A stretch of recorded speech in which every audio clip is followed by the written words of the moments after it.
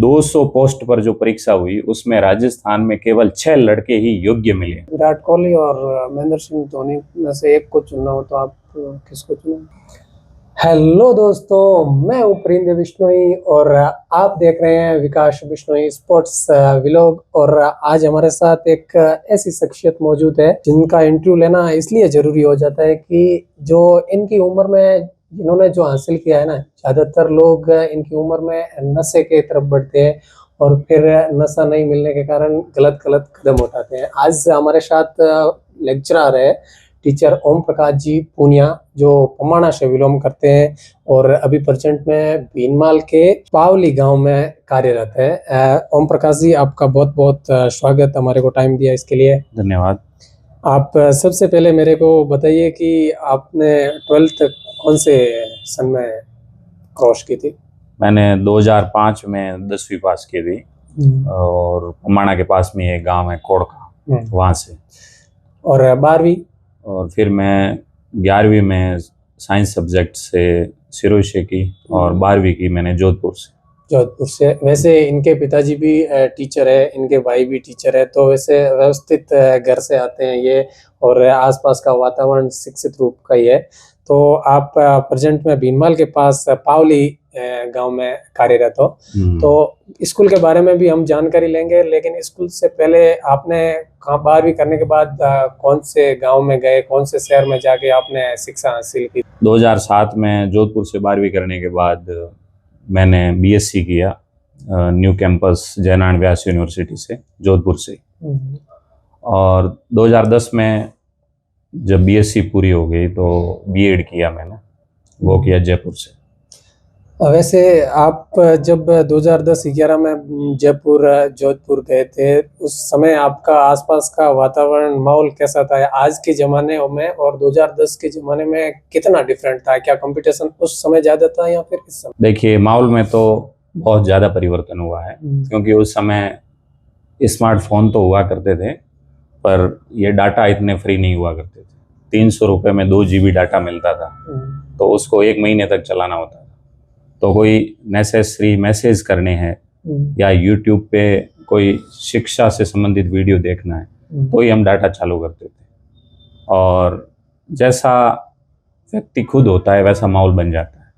क्योंकि मैं सही था तो मेरे चारों और मेरे साथ के जो लोग थे वो भी सारे एजुकेटेड लोग थे मेरे जैसे। तो हम क्रिकेट भी खेलते थे, गपशप भी करते थे, मूवी भी देखने जाते थे, और पढ़ाई के समय ओनली पढ़ाई। और जब 2010 में आप तैयारियां कर रहे थे और अभी 2025 में तैयारी, वैसे आज तो बहुत बदल गया है, क्योंकि आप ऑनलाइन क्लासें ले सकते हो, आप कहीं पे भी जाके, मतलब आज के ज़माने में 2010 से काफ़ी आगे बढ़ चुका है 2025। लेकिन 2010 में आप ऑफलाइन शिक्षा हासिल करते थे या नहीं तो ऑनलाइन? 2010 में 11 में बेसिकली ऑफलाइन ही कोचिंग हुआ करती, ऑनलाइन का कोई कॉन्सेप्ट था ही नहीं। कोई यूट्यूब पे मान लो ऐसा कोई चैनल था किसी का, तो भी वो बहुत ही कम, रेयर केस में ऐसा होता था, रेयरली होता था। और आप जो ऑफलाइन करते थे, कोचिंग लेते थे नहीं तो सेल्फ स्टडी ही करते थे? मैंने तो सेल्फ स्टडी की है, कभी कोचिंग ली ही नहीं। कोचिंग नहीं ली थी, सेल्फ स्टडी की पूरी की पूरी। वही जयपुर में रह के सेल्फ स्टडी? जयपुर में बीएड करने के बाद 2nd ग्रेड की वैकेंसी आई थी, उस समय मेरी बीएड पूरी नहीं थी। तो होता ही है कि जब कोई हम एग्जाम देने जाते हैं तो उससे पहले हमारी योग्यता पूरी होनी चाहिए, तो उसमें बीएड कंपलसरी थी। फिर हमने वहाँ धरना दे करके, और 7 दिसंबर को हमारा बीएड का एग्जाम था, उसका 2nd ग्रेड का। तो 5 दिसंबर को हमने धरना प्रदर्शन करके रिजल्ट निकलवाया कि भाई रिजल्ट पहले नहीं आया तो हम योग्य नहीं रहेंगे और परीक्षा भी नहीं दे पाएंगे। और तैयारी साथ साथ कर ही रहे थे बीएड की। वैसे उस धरने में एक ऐसा मेरे को चेहरा बताइए जो आपका सहयोग किया था नेताओं के रूप में? नेताओं के रूप में तो हम 4-5 लोग थे। जैसे मेरे बैच में एक दीपाराम पूना शाके है, वो भी अभी लेक्चरर हैं। एक जगदीश ढाका करके है दांतीवास के, वो भी प्रिंसिपल है अभी मेरे ही साथ में, पहले लेक्चरर थे अब प्रिंसिपल बने हैं। तो हम 4-5 लोग थे जिन्होंने उस मूवमेंट को हमने लीड किया, और फिर हमारी बात भी सुनी गई, क्योंकि हमारी वाजिब मांग थी कि रिजल्ट बीएड का आएगा तो ही हम एलिजिबल होंगे। और हम सब का, जिसका मैंने नाम लिया है, चारों का हम 2nd ग्रेड एक साथ बने। हमारे सब के अलग अलग सब्जेक्ट थे पर सबके साथ में सिलेक्शन हो गया। आपका साथ देने के लिए और कौन आए थे, कितने स्टूडेंट आए थे? उस समय करीब 500 के करीब स्टूडेंट थे जो सीरियस तैयारी कर रहे थे और जिनको जरूरत थी कि ये रिजल्ट आना ही चाहिए। वैसे आपने फर्स्ट एग्जाम कब क्रैक किया था? मैंने पहला ही एग्जाम, ये जो मैं स्टोरी सुना रहा हूँ सेकंड ग्रेड का, ये एग्जाम 2012 में मेरा रिजल्ट आया था, तब मैंने क्रैक कर लिया था। और सितंबर 2012 में मेरी पहली पोस्टिंग हुई थी भीममाल के पास में, हाँ भागल भीम गांव है। तो मैं 7-7.5 साल तक सेकंड ग्रेड रहा। उस दौरान मैं आरएएस की तैयारी पे फोकस कर रहा था, इसलिए ये लेक्चरर के वगैरह के जो दूसरे एग्जाम है वो मैंने दिए ही नहीं। आप आरएएस की भी तैयारी कर चुके हैं? आरएएस का मैं 5 बार मेंस एग्जाम, जो रिटर्न टेस्ट होता है, ऑब्जेक्टिव नहीं होता, पहले प्रीलिम्स होता है ऑब्जेक्टिव, जैसे 5 लाख लोगों ने फॉर्म भरा तो उसमें से 10-15 हज़ार के करीब है वो पास आउट होते हैं रिटर्न एग्जाम के लिए। तो 5 बार लगातार रिटर्न एग्जाम दे चुका हूँ, 2 बार मैं इंटरव्यू दे चुका हूँ। और पहला ही जो मैंने एग्जाम दिया था आरएएस का 2013 की भर्ती थी और 2015 में रिजल्ट आया था। उस समय मेरा सिलेक्शन भी हो गया था, पर वो रैंक काफ़ी नीचे थी और उसमें मुझे जो पोस्ट चाहिए थी वो मिल नहीं रही थी, तो फिर मैंने वो ज्वाइन किया ही नहीं था। अच्छा, आप सेलेक्ट भी हो चुके हो आरएएस में, लेकिन जो अभी जो आरएएस की तैयारी कर रहे हैं हमारे जो दर्शक हैं उनके बारे में आप कुछ राय देना चाहोगे? आरएएस के बारे में कितना टफ है, कितने घंटे पढ़ना पड़ता है, किस प्रकार की कोचिंग ली जाती है, या फिर किस प्रकार से ऑफलाइन पढ़े तो आरएएस में आप सेलेक्ट हो सकते हो? देखिए, पहले तो जो बेसिक्स किताबें थी कि भाई ये 2-4 किताबें आप पढ़ लोगे तो आपका प्रीलिम्स एग्जाम जो है क्क्रैक हो जाएगा। बाद में 2-3 नामचीन कोचिंग हुआ करती थी, जैसे स्प्रिंग बोर्ड हो गई, उत्कर्ष हो गई, विकास दिव्य कीर्ति सर वाली दृष्टि हो गई, वो आरएएस की भी जयपुर में तैयारी करवा। तो उसमें जो लड़का चला जाता था, वहाँ की टेस्ट सीरीज ज्वाइन करता था, तो लगभग सिलेक्शन हो जाया करते थे। पर आज के समय में पूरा का पूरा जो कॉन्सेप्ट है एग्जाम का वो बदल चुका है। अब जो 5-5 बार मेंस एग्जाम लिख चुके हैं, इनका इस बार प्रीलिम्स जो ऑब्जेक्टिव एग्जाम होता है उसमें भी सिलेक्शन नहीं हुआ, क्योंकि अब जो क्वेश्चन है वो काफ़ी डेप्थ आते हैं, तो हमें अलग अलग प्रकार की बुक्स पढ़नी पड़ती है जो अच्छे राइटर की हो। केवल गाइड पढ़ ली या कोई एक आध कोचिंग ले ली और हमारा सिलेक्शन हो जाएगा, वैसा बिल्कुल नहीं होना है। और कोचिंग का ये करने का सरकार का भी एक रीजन है, जो कोचिंग क्लास में लूट मार मची हुई है, 1 लाख रुपए फीस लेते हैं। अब तो एक से भी ज्यादा, एक से भी अब ज्यादा 1.5 लाख हो गई होगी, उसमें भी सिलेक्शन नहीं होता है। फिर कहते हैं आप पुराने स्टूडेंट हो, आधी दे देना, 75,000 दे देना, ऐसे करके वो अपना चलाते हैं। तो सरकार ने ऐसी कोशिश की है कि कोचिंग का कॉन्सेप्ट खत्म होना चाहिए। तो अब क्या होता है, आपने कोचिंग क्लास में एग्जाम दिए, टेस्ट सीरीज दी, उसमें से एक भी सवाल परीक्षा में नहीं आया। अच्छा, वो उनको देख करके पेपर सेट करने लग गए हैं कि कोचिंग वाला सवाल एक भी अंदर नहीं होना।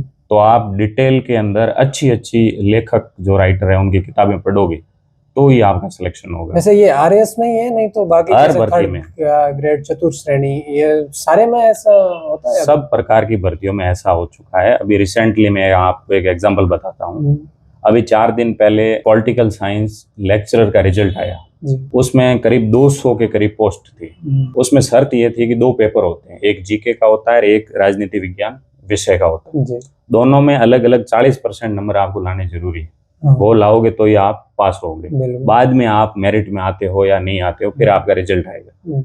तो ताज्जुब करेंगे दर्शक ये जान करके कि 200 पोस्ट पर जो परीक्षा हुई उसमें राजस्थान में केवल 6 लड़के ही योग्य मिले। उसमें से 3 अपनी समझ गए? हाँ, 3 सुनने में आ रहा सोशल मीडिया से कि 3 बिश्नोई कम्युनिटी के हैं। तो मतलब पहले जैसे 200 सीटों पर एग्जाम हो रहा है तो इतनी मारामारी होती थी कि 200 में भी कि यार मैं पॉइंटों में इतने अंक से रह गया हूँ। अब सीटें सारी पड़ी हैं और लड़के केवल कितने योग्य मिले? 6, बाकी सीटें खाली रह गई। ये सारे का सारा कोचिंग का प्रभाव, ये सारा का सारा आरपीएससी में अभी जो सुधार हो रहा है उसका प्रभाव। अब आरपीएससी इस लेवल का पेपर बनाने लग गई है कि कोचिंग का प्रभाव है वो शून्य हो गया। लेकिन मेरे को सुनने में आया जो ये पीछे चतुर्थ श्रेणी के जो हुए थे, सेकंड ग्रेड के भी हुए थे, उसमें से जो जीके के सवाल थे ना वो आए थे कोचिंग में से, कलाम में से और स्प्रिंग में से। देखो कि अभी जो एग्जाम हो रहे हैं, ये जो सरकार आई है उसके बाद में, उसके बाद की मैं बात कर रहा हूँ, उसमें तो ऐसा होता नहीं है। और कुछ सवाल ऐसे होते हैं, जैसे पेपर बनता है तो 3 टाइप से बनता है। कुछ सवाल है जो जैसे 100 सवालों का एक पेपर है, तो 10-15 सवाल ऐसे आएंगे जो हर कोई करेगा, तो वो कोचिंग वालों में से भी मिलेंगे, आप कोई नॉर्मल गाइड पढ़ रहे हो उसमें से भी मिलेंगे। कुछ आते हैं मीडियम, जिनको इंटेलिजेंट लड़का करेगा, और कुछ इतने टफ सवाल आते हैं जिनको एक्स्ट्रा ऑर्डिनरी लड़का ही कर सकता है, बाकी को हवा ही नहीं लगेगी आया कहाँ से। तो मान लो 10 प्रश्न आ गए, फिर वो यूट्यूब पे लाइव आते हैं कोचिंग वाले, देखिए ये हमने पढ़ाया था, हमारे में से आ गया, गोला करके बता कि उतने पेज पर हमारे नोट्स में ये मिल जाएगा जी। तो वैसे 10 सवाल ही मिलेंगे और वो हर किसी कोचिंग में हाँ, वैसे कोचिंग में हाँ, तो सवाल सारे एक जैसे ही होते हैं, सारे एक जैसे होते, वो तो आने ही आने। बिल्कुल। जो सवाल टफ है वो कोचिंग वाले बताएं कि ये हमारे में से। तो प्रेजेंट में जो एग्जाम होते हैं उनको क्रैक करने के लिए किस प्रकार की तैयारियां करें जो 2025 में और आने वाले टाइम में एक नौकरी हासिल हो सके? देखो आने लग गए जी। और जो अभी जो भर्तियां आने वाले टाइम में आएगी 3rd ग्रेड की, तो कुछ स्टूडेंट मेरे को ऐसे भी मिले थे कि नोटबुक्स ऐसा कुछ पढ़ रहे हैं, कोचिंग वाले दे रहे हैं, वो फिर हर संडे को एग्जाम दे रहे हैं। क्या ये लाभदायक है इनके लिए? देखो शॉर्ट टाइम में वो मतलब लगना चाहते हैं टीचर, वैसा कुछ? देखो सफलता का कोई शॉर्टकट तो होता ही नहीं है। बिल्कुल। अभी जो जैसे कोचिंग कर रहे हैं फिर उनके टेस्ट सीरीज देते हैं, हालांकि लाभदायक तो है ही, क्योंकि आपने 7 दिन में जो पढ़ा है वो आपको याद रहा या नहीं रहा, संडे को आपका उसका टेस्ट हो जाएगा, तो आपको पता चल जाएगा कि आप सही तरीके से तैयारी कर रहे हैं या नहीं। पर उनमें से ही क्वेश्चन आएंगे, इसकी अब कोई गारंटी नहीं है इस सरकार में। क्या इस चीज को मानते हैं कि ये जो दोनों सरकार, जो पहले सरकार थी, जो अब सरकार है, मैं खुली बात करूं तो Congress BJP, exam paper leak होते हैं, मानते हो? देखो सरकारें सब चाहती है कि पेपर लीक नहीं हो, सरकार की तरफ से कोशिश होती है कि फेयर तरीके से एग्जाम हो। उसमें से कुछ लोग जो होते हैं वो सिस्टम में घुस करके या किसी गलत तरीके से पेपर को आउट कर देते हैं, तो उसकी जांच भी सरकार ही करती है। तो सरकार जांच करती है। जांच का फायदा ही क्या है जब अब जैसे एसआई का जो एग्जाम है 2 साल बाद तैयारियां भी कर रहे थे, आज ज्यादा ज्वाइन भी हो चुके थे, अब वो खत्म हो गई है, तो फिर इस तैयारी का फायदा ही क्या और ऐसे रिजल्ट का क्या फायदा है? फिर सरकार ऐसी लाती क्यों है जो आने वाले टाइम में वैसे ही ये भर्तियां रद्द होने वाली है? देखो अब सरकार लाने का कार्य तो हमारा फिर मतलब इतना कमजोर इनका क्यों होता है सिस्टम जो पेपर लीक हो जाता है? देखो सिस्टम किसी के अंदर का तो हाथ होता ही होगा ना। सिस्टम कमजोर नहीं होता, वहाँ बेईमान लोग बैठे, उनको यदि समय रहते निकाल दे तब तो सिस्टम है वो सही रहता है और पेपर आउट नहीं होता। यदि उनको सरकार पहचानने में विफल हो जाए तो फिर इस तरीके की घटनाएं होती। बीजेपी में ज्यादा होती है या कांग्रेस में? इस पर मैं कोई कमेंट नहीं कर सकता क्योंकि मैं तो खुद सरकारी सेवक, बीजेपी कांग्रेस पे। चलिए बताइए 2023 में ज्यादा हुआ था या फिर 2025? नहीं, अभी तो जो एग्जाम हो रहे हैं उसमें सुना ही नहीं है कि पेपर आउट हुआ है, एक भी नहीं हुआ। तो खुली बात यह है कि आप बीजेपी में कम होते हैं, आपके कहने का मतलब कांग्रेस में ज्यादा होता है। अब नहीं हो रहे हैं, अब नहीं हो रहे। चलिए मैं इससे आगे बढ़ के आपको आपके जो पावली गांव में कार्यरत हो उसके बारे में जानकारी लेंगे। 12th तक है इसको, कितने स्टूडेंट है? 500 के करीब। 500 स्टूडेंट है। उसमें आप स्पोर्ट्स में जाते हो? बिल्कुल, स्पोर्ट्स में हमारी टीम पार्टिसिपेट करती है, अब भी कर रही है, जैसे एग्जाम उसका ही सीजन चल रहा है स्पोर्ट्स का। स्पोर्ट्स में सबसे मजबूत स्तंभ आपका? स्पोर्ट्स में हमारी जो टीम है वो एथलेटिक्स में अच्छी है और एक नया गेम आया रग्बी फुटबॉल जी, उसमें पिछली बार हमारे जो छात्राएं थी वो जिला स्तर पे फर्स्ट आई थी और जो छात्र थे वो सेकंड आए थे। फिर करीब 25 जो लड़के और लड़कियां हैं उन्होंने स्टेट लेवल पे पार्टिसिपेट। अच्छा। और शिक्षक के हिसाब से जो पढ़ाई होती है उसमें कभी जालौर में टॉप किया है स्टूडेंट? पिछली सेशन में हमारे एक स्टूडेंट ने 97% बनाए आर्ट्स में, तो जिले की जो टॉप 10 की मेरिट है उसमें उसका स्थान था। 12th और 10th में कितने परसेंटेज रिजल्ट रहता है? हमारे यहाँ तो दोनों का 100% ही रहा है, सब बच्चे पास हुए। 100 रहता है, बहुत अच्छी स्कूल है। अगर 100 रह ही जाता है तो वाकई में अच्छी स्कूल और उनका वातावरण भी अच्छा होता है। चलिए आपको मैं बताऊंगा, आपके स्कूल में एक ऐसे स्टूडेंट का नाम बताइए जो अनुशासित रहता है सबसे अलग। वैसे सारे ही रहते ही होंगे सारे बच्चे। वैसे वहाँ जो शारीरिक शिक्षक होता है जिसको अपन पीटीआई कहते हैं, उस पर डिपेंड करता है कि अनुशासन कैसा रहेगा और पीटीआई किस तरीके से काम करेगा वो मुझ पे डिपेंड करता है कि प्रिंसिपल की कार्यशैली कैसी। बिल्कुल। तो सारे बच्चे अनुशासित है, पर कुछ लड़के हैं वो एक्स्ट्रा ऑर्डिनरी होते हैं, मतलब पढ़ाई में भी इंटेलिजेंट होंगे, खेल कूद में भी वो सबसे आगे होंगे और कोई एक्टिविटी हो उसमें भी वो बढ़ चढ़ करके भाग लेते। तो हितेश नाम का एक लड़का है, दोनों जगह इत्तेफाक से, पहले मैं बागल भीम था वहां भी एक हितेश नाम का लड़का था जी। और मैं 2nd ग्रेड साइंस का टीचर था, तो साइंस में 10वीं में उसके 100 में से 100 मार्क्स आए। वाह, बधाई हो हितेश भाई। तो अभी वो नीट की तैयारी कर रहा है लड़का। पावली में भी एक हितेश नाम का लड़का है, वो पढ़ाई में भी बहुत अच्छा है और अभी एथलेटिक्स में वो जेवलिन थ्रो की तैयारी कर रहा है, भाला फेंक। तो आई होप कि भी वो होने वाले हैं कार्यक्रम, तो उसमें हो सकता है उसका भी नंबर कौन लगे। सी क्लास में है अभी जो इतिहास? वो अभी 12th में है। 12th में कितने साइंस और आर्ट्स दोनों है आपके नहीं, स्कूल? हमारे यहाँ भी आर्ट्स ही है, साइंस नहीं है। आर्ट्स है। वैसे पुराने वाले इतिहास से बात होती है आपकी? हाँ, वो मेरा बर्थडे होता है तो मुझे विश करता है, और शिक्षक दिवस पे स्पेशली मुझे मैसेज करता है, कभी कॉल पे भी बात हो जाती है। कुछ सुझाव देते हो आप उनको? बिल्कुल, पढ़ाई के बारे में पूछता रहता है कि अब मेरा ये लेवल है, मैं इस चीज की तैयारी कर रहा हूँ। यदि असफल हो गया तो बताता है कि गुरुजी मैं अब इसकी तैयारी करूँ या इसको छोड़ दूँ, आगे मुझे क्या करना चाहिए। क्या आप मानते हो ऐसे स्टूडेंट बहुत कम मिलते हैं हमारे? बहुत कम, क्योंकि मैंने जो नाम लिया है केवल एक स्टूडेंट ही पढ़ाई के बारे में कंसल्ट करता है मेरे से। जो आपको फॉलो कर रहा है? हाँ, कितने स्टूडेंट थे जो पिछले इतिहास ने आपको 12th पास की थी उस टाइम? उस टाइम 12th में जैसे 38 स्टूडेंट। 38 में से अगर आप एक स्टूडेंट सर को फॉलो कर रहे हैं तो आप देख सकते हो हमारे ग्रामीण क्षेत्र में किस प्रकार का जो शिक्षा का लेवल है वो आप देख ही सकते हो। वैसे मैं अब आपको एक टास्क दूंगा, यहाँ जो भारत के 5 शिक्षक के नाम बताऊंगा, टीचर्स के नाम बताऊंगा जो प्रेजेंट्स में सोशल मीडिया पे अच्छा नाम है उनका। उनको आप कैटेगरी वाइज सेलेक्ट करना, 1 से लेकर 5, ठीक है? मैं 5 शिक्षक का नाम दूंगा। पहला नाम है खान सर, दूसरा डॉक्टर विकास दिव्य कीर्ति, और तीसरा आनंद कुमार जी, और संदीप माहेश्वरी, और 5वां नाम है राजवीर सर जो जयपुर स्प्रिंग बोर्ड में बच्चों को ट्यूशन देते हैं। इन 5 को आप पहला 5वां ऐसा बताओ, 5 पे कौन सा है? देखिए, इनमें से मैं 4 को जानता हूँ। आनंद कुमार जी को मैंने अभी सुना नहीं है। तो इनमें यदि 5 नंबर से शुरू किया जाए तो मेरे लिए आनंद कुमार जी तो अननोन है, 5वें नंबर पे मैं इनको रखना चाहूँगा। फिर 4थे नंबर पे इनमें से जैसे संदीप सर है, मोटिवेशनल स्पीकर है, अच्छे हैं और खूब मोटिवेट करते हैं, उनके वीडियो भी खूब वायरल होते हैं, मिलियन में उनके व्यूज आते हैं। तो 4थे नंबर पे मैं इनको रखना चाहूंगा। तीसरे नंबर पे मैं रखना चाहूंगा राजवीर सर को। वैसे ये राजस्थान क्षेत्र के, राजस्थान में इनका नाम है क्योंकि राजस्थान में कला संस्कृति पढ़ाते हैं, तो दोहे बोल करके और हंसी मजाक करके, मतलब क्लास का वातावरण ऐसा रखते हैं ताकि बच्चे बोर भी नहीं हो और ज्यादा समय तक वो पढ़ाई कर सके। बिल्कुल। फिर दूसरे नंबर पे इनमें से मैं रखना चाहूंगा खान सर को। खान सर, क्योंकि खान सर बेबाकी से अपनी राय रख, अभी स्टूडेंट का कोई आंदोलन हुआ था तो उनको भी उन्होंने लीड किया था और कहा था कि सरकार भले मुझे जेल में डाल दे, मैं स्टूडेंट के साथ रहूंगा। जी। तो वो शायद धरना स्थल पर ही उन्होंने 1-2 रातें भी बिताई थी। तो स्टूडेंट के लिए वो कुछ करते हैं। और सबसे बड़ी बात उन्होंने क्या किया, जैसे ऑनलाइन एजुकेशन में भी बहुत ज्यादा फीस चुकानी पड़ती है, 10,000, 15,000, 20,000 है। खान सर ने जैसे 200 रुपए में, कोरोना काल से शुरू किया था, कोरोना काल से वो नए नए थे और 100 रुपए 200 रुपए में वो पूरा कोर्स देते हैं पढ़ने के लिए। वाकई में मैं इसके लिए फैन हूँ। बिल्कुल।